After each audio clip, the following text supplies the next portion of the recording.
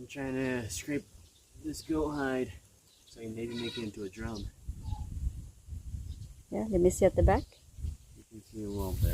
It's very soft. Wow. That's not gonna matter. It's gonna be a drum. Yay! That would be the pretty one, the white one. Next time.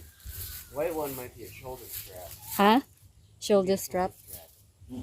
Eh. Hi Whitney. Hi Whitney. So guys, sanawa, muli siyang panit sa goat nga mag-iihaw karon. So Gabe is learning a new skill. Front leg. Ano yung baby goat? I think 3 to 4 kilo, right? Yeah. Can't really. His belly was swollen. Yeah. So next time, legs. hon. Front leg. So, be adobo.